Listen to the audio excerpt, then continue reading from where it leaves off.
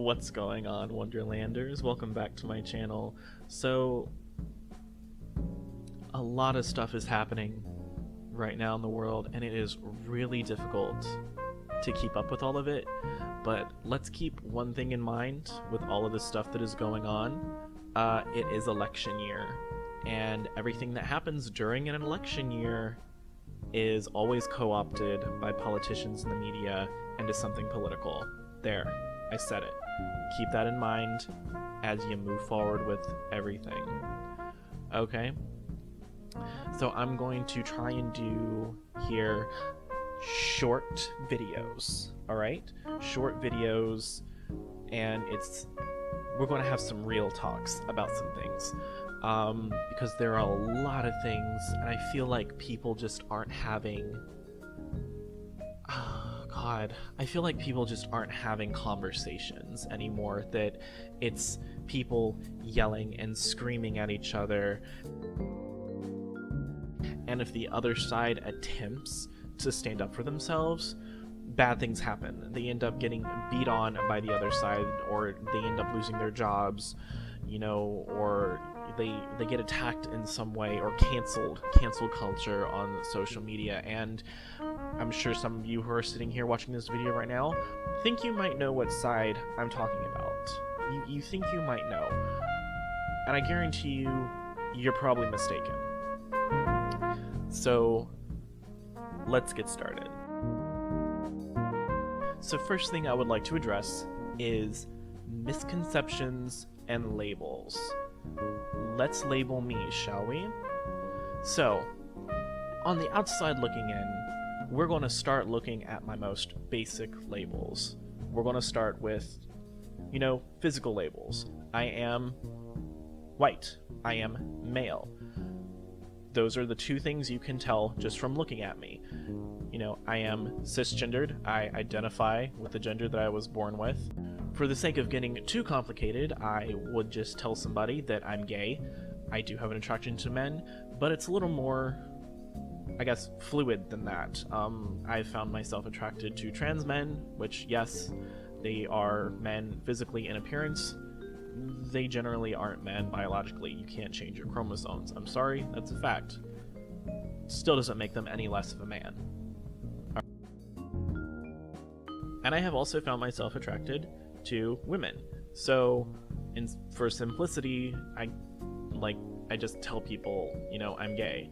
I don't consider myself, bisexual, because it's disproportionate. I do have a higher attraction for men.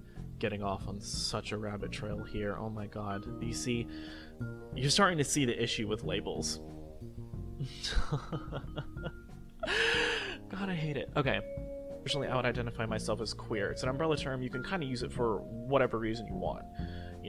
Any attraction, whatever. Point is, not straight. Got it? Good. Corona. Moving on.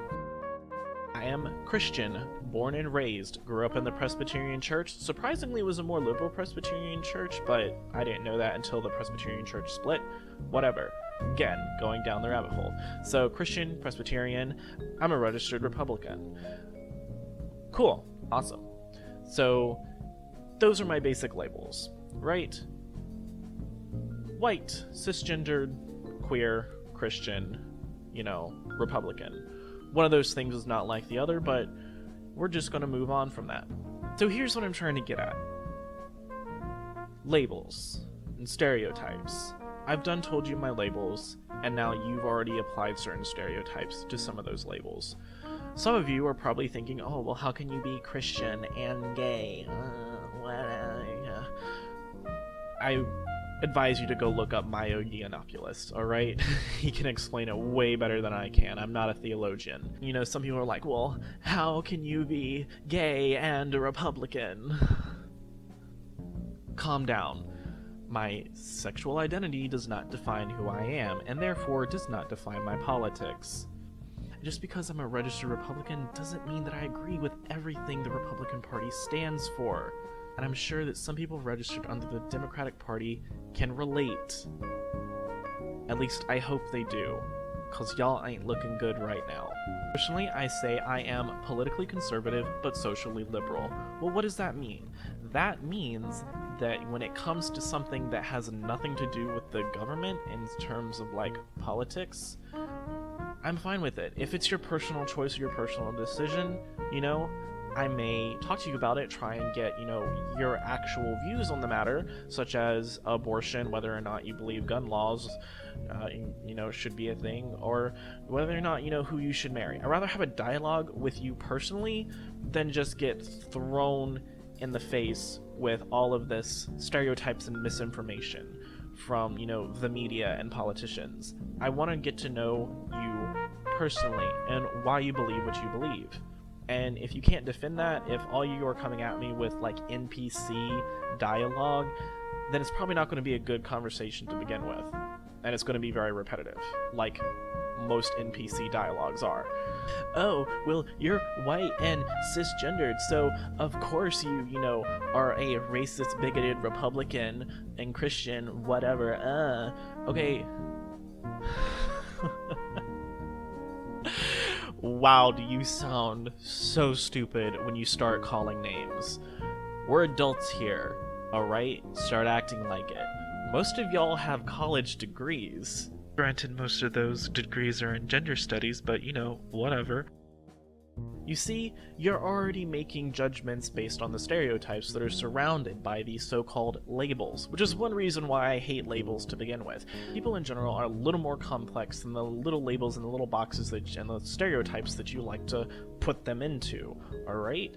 Not everybody's political beliefs dictates who they are and their actions. Not everybody's sexuality dictates who they are and their actions. Not everybody's religion dictates who they are and their actions, alright?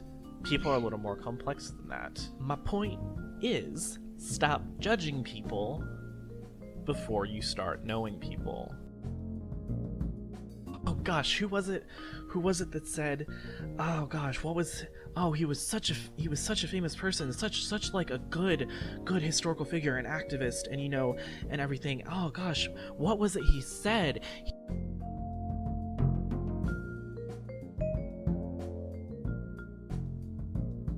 Arguably the most famous historical figure in the 20th century.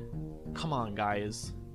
You know, right now, we're not living his dream. We're living his nightmare.